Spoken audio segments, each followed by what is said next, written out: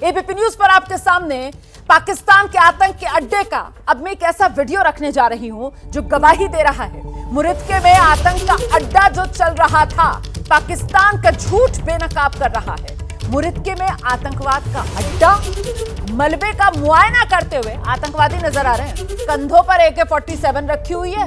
AK-47 कंधे पर रखकर आतंकवादी यहां पर मुआयना कर रहे हैं कितना नुकसान हुआ। ये देख लीजिए, तस्वीर देखिए आप जरा।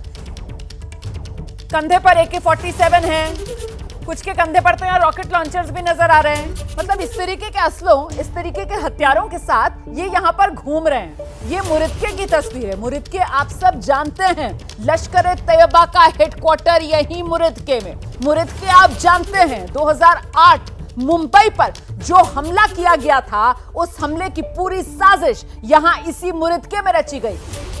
जो अजमल आमिर कसाब था और डेविड कोलमैन हेडली जैसे आतंकवादियों की ट्रेनिंग यही मुरिदके में हुई।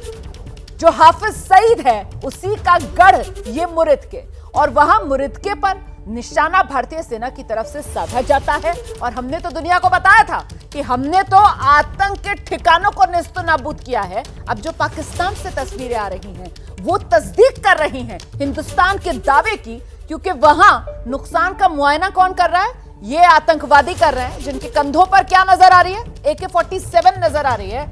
Major general retired SP Sinha साहब यहाँ स्टूडियो में मेरे साथ मौजूद हैं। सर, हमें कुछ कहने की जरूरत ही नहीं है, सब कुछ तस्वीर अपने आप कह रही है। एकदम सही कह रही हो। जो हिंदुस्तान में जयचंद बैठे हुए हैं, जो कहे थे बालाकोट स्ट्राइक में के कौवे मरे थे, एक दो पेड़ गिरा था, उनके लिए संदेश है, देख लो। और हम नहीं दिखा रहे, पाकिस्तान से ये सब डाटा आया है, देख लो। देखो कितने ना सर, बहुत खुशी हो रही है। कितने कौवे मरे हैं, कितने पेड़ गिरे हैं, देख लो, देख लो तुम। दूसरी बात जो मैं कहना चाहता हूँ कि ऑपरेशन सिंदूर पे शुरू में करना चाहता हूँ शेरो शायरी से। एक चुटकी सिंदूर की कीमत तुम क्या जानो शरीफ, औप सिंदूर तो सिर्फ झांकी है, मंदिर मेहंदी हल्दी और पूर्ण धरती से पूर्ण विदाई अभी बाकी है। क्या बात है, अभी बाकी है।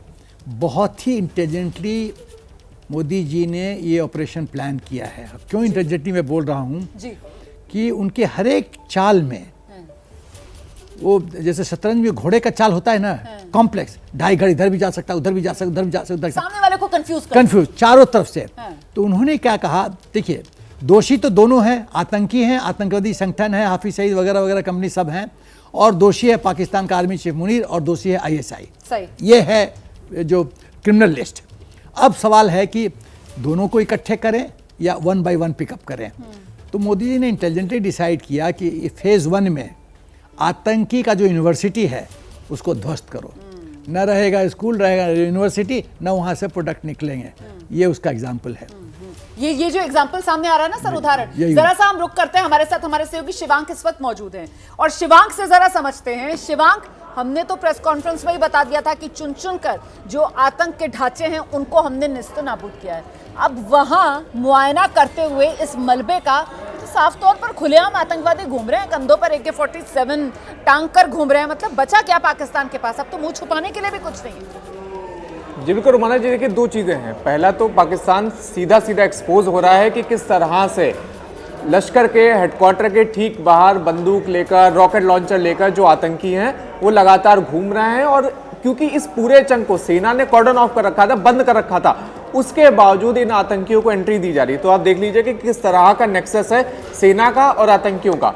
दूसरी एक चीज़ और है कि आप देखिए इनकी अगर हम लोग गिनती भी देखें तो 1 2 3 4 4 आतंकी कुल दिख रहे हैं। तो अब जानकारी ये दी जा रही है कि यही 4-5 आतंकी बचे भी हैं वहाँ पर लश्कर के कैंप में, जिनकी किस्मत अच्छी थी कि वो बच गए जीवित। तो अब यहाँ पर आ रहे हैं, मुआयना कर रहे हैं, देख रहे हैं कि जहाँ पर उन्होंने ट्रेनिंग करी, जहाँ पर वो रहते थे, उसकी क्या स्थिति है और उनका कोई संगी साथी बचा है कि नहीं। तो देख लीजिए ये पूरी स्थिति है इस वक्त लश्कर के यहाँ पर हेडक्वार्टर में, जहाँ पर पूरा हेडक्वार्टर ध्वस्त हो चुका है।